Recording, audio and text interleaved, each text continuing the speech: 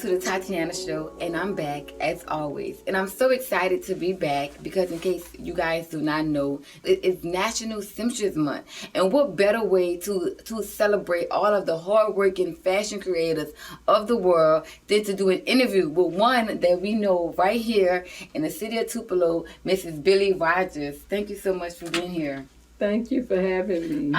Thank you for your time. Yes, thank you. You're welcome. Now, of course, like I mentioned, this month is all about the seamstress, and it's celebrating you guys and all the hard work you guys do. Tell us, how long have you been a seamstress? Professionally, I've been a seamstress about 40 years. Oh, wow. When did you get started? I started at the age of 8. I taught myself to sew. Okay, as an 8-year-old, what was it that went through your mind that said, oh, I want to sew? Helping my grandmother make quilts. Oh, really? Yes. That's so beautiful. Did you make one? Like, how many quilts have you made at that time? I would get on there with the quilting frame, and I would actually sew the quilt together. So was it hand sewing? Or it was hand. Oh, yeah. Wow. How long did it take to create a quilt? I don't remember.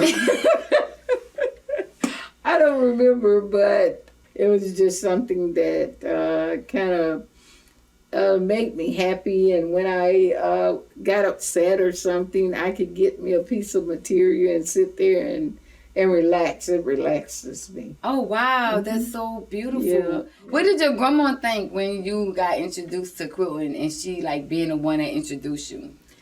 Well, I don't think my grandmother really thought anything because she just asked me to help her, and I just went in there and started helping. And she was inspired because once she showed me what to do, I just kept doing it. Yeah. And she really was excited because she didn't know. She was like, man, you catch on real fast, And I said, yes, ma'am. Oh, that's beautiful. Yeah. So she, like, kind of brought down a legacy, a skill, something that you can use. And now you have a shop. Yeah, but it actually is a gift for me because, like I say, at 10, I made a skirt that looked like it was made on a sewing machine because I used to, as I was learning to sew, I could go to sleep and dream how to do things.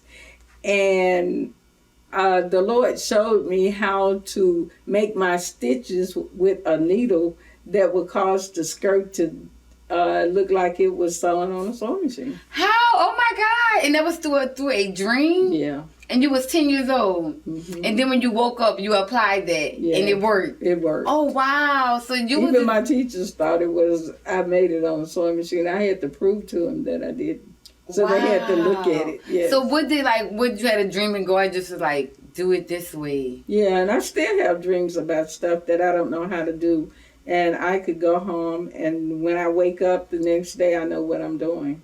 So at what age were you taken home at? Like 13? Probably around that age, 13. And by the time 13 came, how many pieces of clothing you created then? Well, the only thing is I just did little doll clothes because I just only made that one skirt, and then I did doll clothes.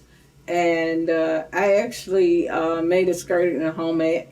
We made a skirt, and I made one at home ec.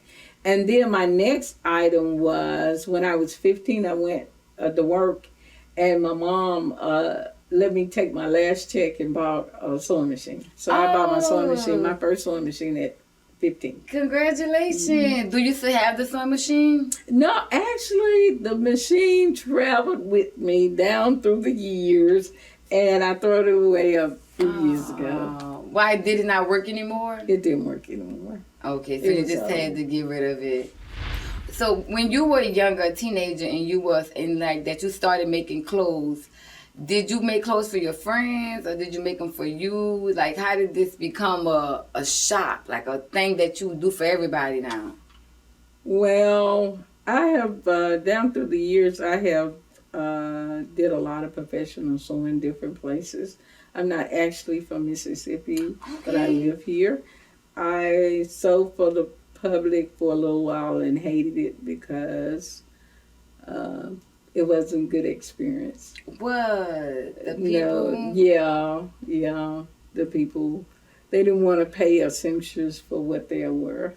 Oh, really? So you kind of have a hard time in that way because people just don't understand.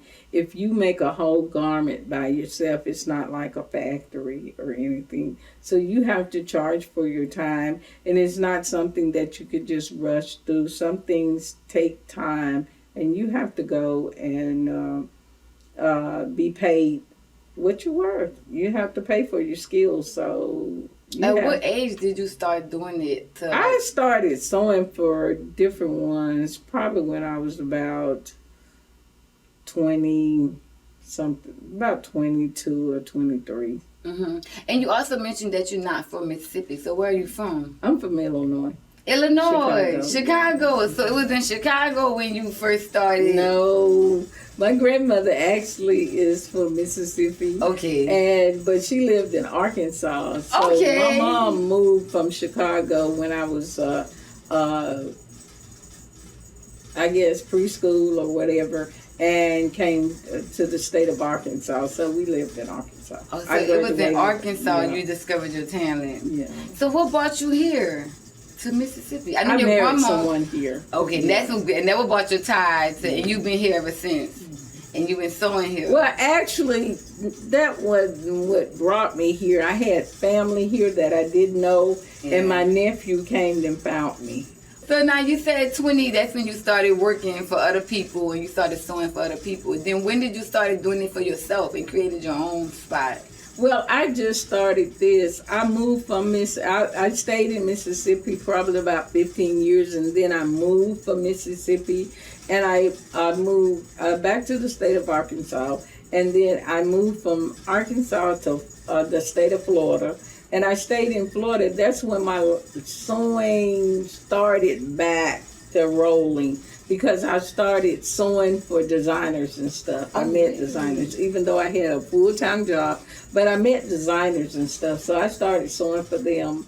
So we made jackets and stuff for customers. They would go get orders and stuff, and they would bring it back, and I made the jackets for. But they also was unique because they would paint different things on the jackets and stuff. So they was something very unique. Yeah. Oh wow! And how long did you do that for? I did that for about 5 to 7 years. So did you like it? Oh yes.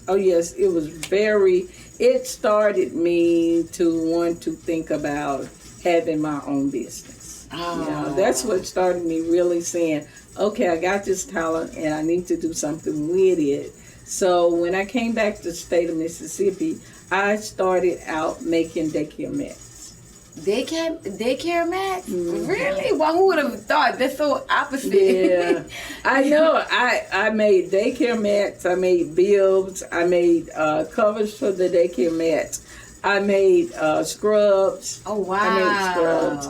Yeah, and different things for people. And I had 4 states that I made them for, different daycares in 4 states. Wow! So you were shipping these things to people. It was really a productive, good business that I had. Mm-hmm. And but my mom got sick, so I had to end the business and take care of my mom for 7 years. Oh, I'm so sorry.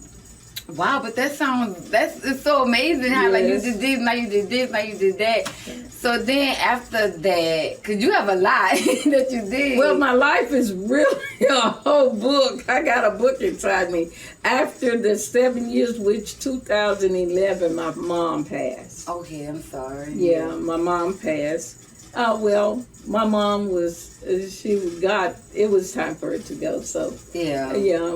So then after she passed, I decided that I wanted to do something sewing, my own business, so I started from my home doing alterations. And that's how the alterations started. And that's how you now got into the shop. And then how long you been at this location? Well, I've been at this location less than a year, almost a year. I put put it like that. And the reason I'm at this location is because of one of my customers. He came in and he let me do work on his expensive clothing. And he's my mentor. So he told me, he was talking to me about my own shop. Wow. And he said, what about you getting a shop? And I said, well, I may, because I had a room in a barbershop. Okay. Barbershop. That's where I had my. So you was doing your alterations at. Yes. And then that's when he was like, you need your own space. Yes. And that's when you got this spot. Yes. Wow. So how long were you over there in Net? I was at Miss Net, study for 3 years. Okay. But I was there probably for about 5 to 6 because I was having surgeries. Because I have muscle problems and stuff. So I had about 3 surgeries while I was over there. Did that come from the sewing over the years? Or No, just hereditary? it was hereditary. It was something that I had been dealing with all my life. Okay. So how do you manage that in sew? Because you got to use your hands and stuff for sewing. Well, because of God and because of my strong mind will, I was able to manage the pain. Oh wow, you a strong woman. Yeah. So that's the reason, yes. So have you always been only sewing, or did you do other things throughout the years too? I did other things. But sewing was just main. Yeah, I'm a computer programmer, for one. I'm a phlebotomist, for another one. I have worked in the field of finances, for one. So I can do a whole lot of things, yes. So like you just all around skilled. Yes. Okay, now with sewing, what are some challenges that come with sewing? Because people think it's so easy. People think it's just you put the material on the machine and it knit together. What are some things that you could show people or tell people that no, this takes skill and time?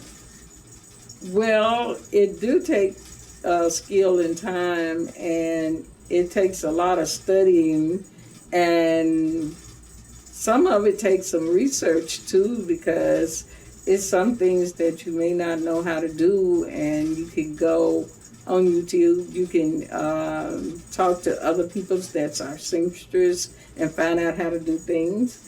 And like me, of course, you could dream it. Dream it.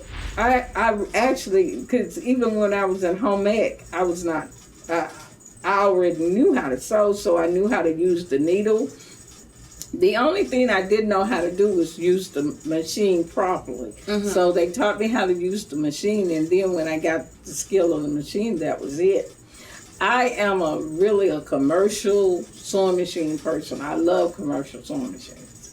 What does that mean? They are so much faster and they're so much steadier, and you have flat surface, which cause you to be able to handle the material a lot different. And then you have machines that can do all sorts of things that you don't even have to worry about. You got the zigzag machine, you got the serger, and then you have the straight needle machine, and you have different phases. You can sew a 1/4 of an inch, or a 1/2 an inch, or an inch, or 2 inches on the sewing machine, and you actually got a guide there that can guide you. But now you prefer the much easier technology. Yeah, I prefer the machine. Just to make it easier. I would love to have every machine that's on the market. I would love to have the quilter. I would love to have every machine and I have a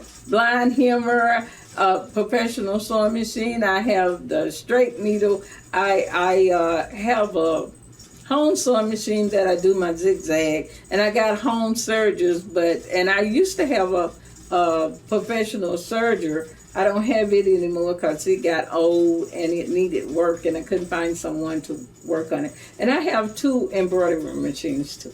Oh wow! And that's the ones that make the stitching on our clothes, right? For logos and initials and and different birds and animals and whatever. Is that like sewing, or is that like a different category from sewing? Well, it's just putting something in a program, putting the thing on the machine, and letting the machine have its way. Oh, so the machine. So you don't have to do anything to do. But that's not really a seamstress at all. No. So, but it's a good thing, though. That's true. I know that there are people who put stuff together, and then there are seamstresses. What are the difference between a seamstress and people who just like put items together? Well, when you are at a factory, you never just do one job. Mm-hmm. They either teach you how to put the collar on, or they teach you how to put the interfacing on, or they teach you how to put the sleeves in, or they teach you how to put the body together. Mm-hmm. And then you got and one person may know how to operate two jobs. They may get to learn two jobs. Most of them just do one. Okay. Yeah. But for a seamstress, you do it all. You have to know how to do it, everything. Make it all the way. Make it all the way, and then have to understand how to go in there from somebody else making it, go in there and take it up. Do you still use the patterns that they make with sewing? I do use patterns, so but I can sew without patterns. Yeah, but you just still use it from time to time. Yeah, I like to use them because I don't have to use my time making patterns. Okay. Making patterns are very difficult, so I don't have to use that time. So if I go find, sometime I have to get 2 or 3 patterns, Mm-hmm.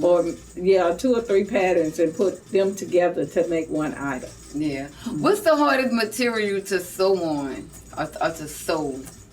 The hardest material for me to sew is chiffons, I guess. And what kind of chiffons? It's a real thin material that you usually have to roll hem it or something like that.